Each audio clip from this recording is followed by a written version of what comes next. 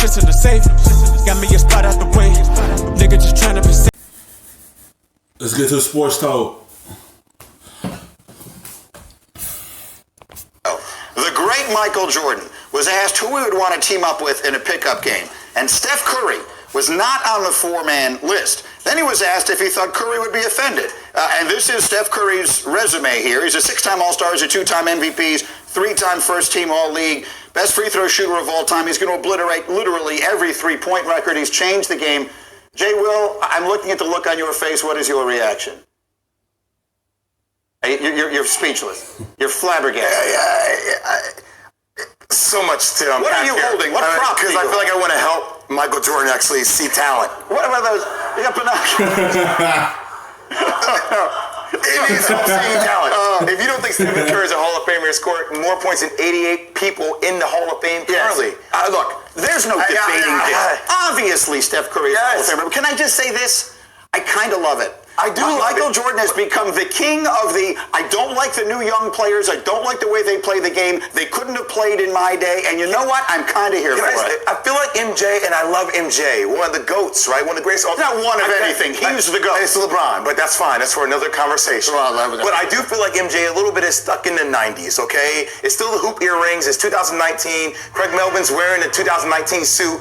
The cut on Michael Jordan's suit still 90s. The 91 tie, it's like, it's still everything 90s. It's 2019, MJ. Like, Stephen Curry has changed the geometry of the game. Give him the respect he deserves. That's all I'm going to say. I am not going to allow you to sit here and insult Michael Jordan's fashion. There's just no one.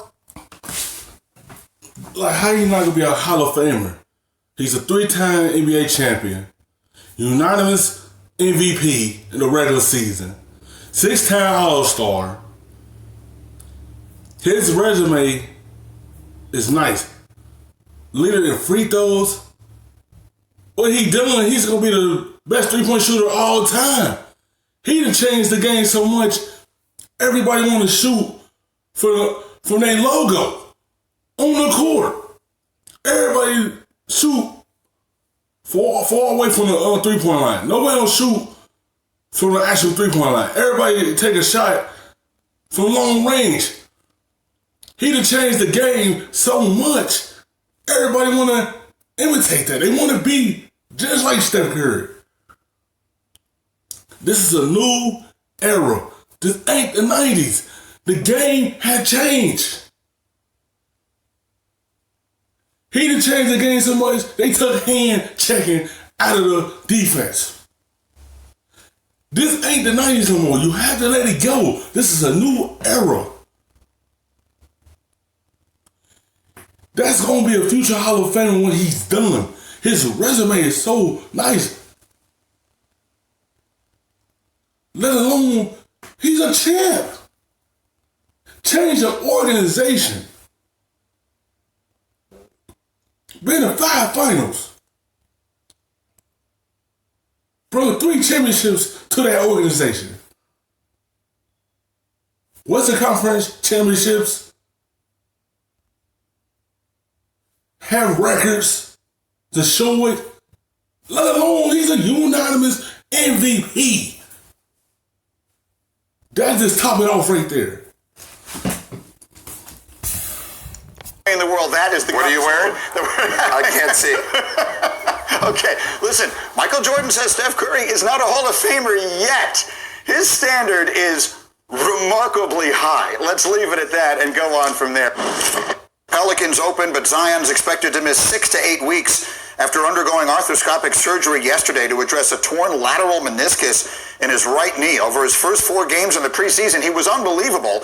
Averaged over 23 points and 6.5 rebounds and was shooting 71% from the floor. And he looked very much like the Zion that we saw in college. But the problem is, this is a guy who now got hurt at Duke, and he got hurt in Summer League, and he got hurt in the preseason, and he's going to miss the first 2 months of his rookie year. And you just look at the frame and the explosiveness with which he plays, and you say to yourself, is this always going to be a problem? It's a major concern. He is the same size as big baby Glenn Davis, but 3 inches shorter. He's the 3rd heaviest player in the NBA behind Boban and Taco Fall. Both those players are over 7'3".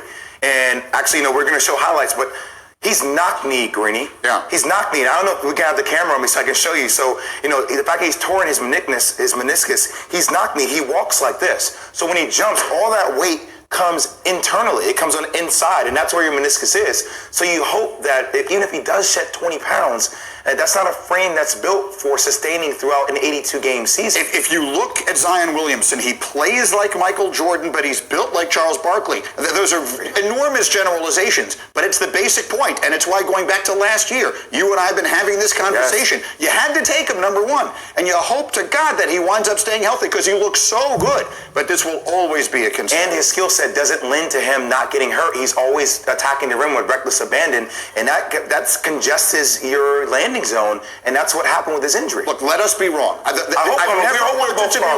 have never wanted to be more wrong about anything in our lives. Okay, so with the season starting tonight, Jay Will has put together 3 bold predictions for this NBA year, and it starts with a different superstar in the East. It does. The reason why the Philadelphia 76ers don't have a top duo is because Ben Simmons has not arrived all the way yet. So here's my bold prediction. Ben Simmons will finish this season in the MVP conversation. I've seen the jump shot this summer. I've talked to his trainer, Chris Johnson. He assures me that this is a confidence level for Ben Simmons. I think they are going to dominate the East.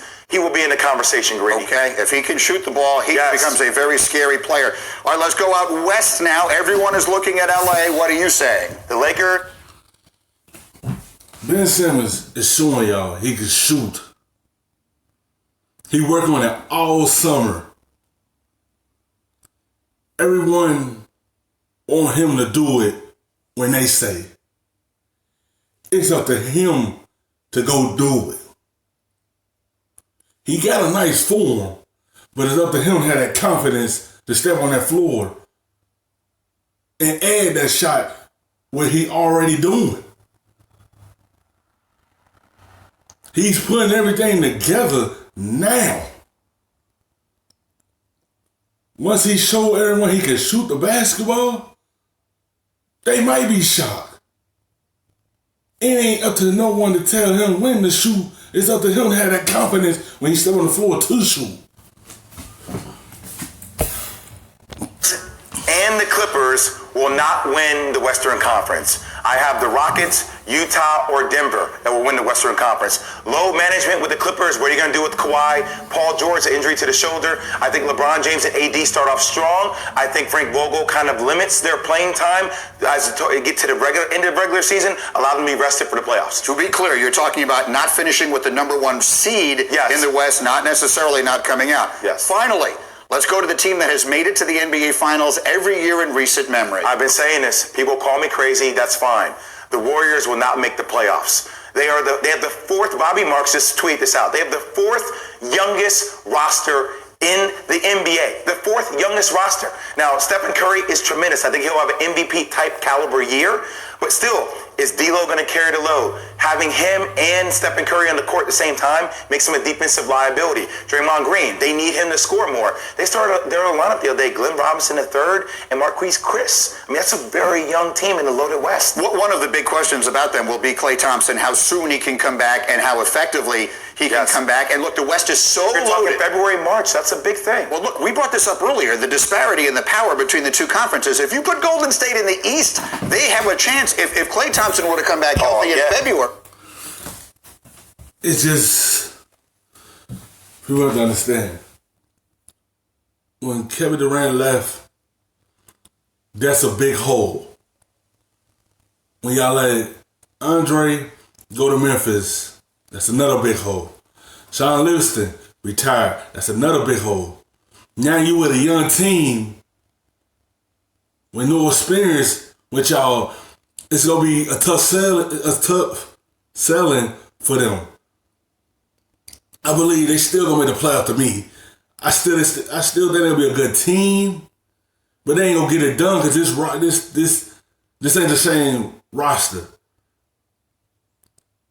It's not a good enough roster right now, but it still has Stephen Curry, Draymond Green, and Klay when he come back to get them to the playoffs. It's gonna be very tough for them because this is not the same defensive team. They have an offensive team now.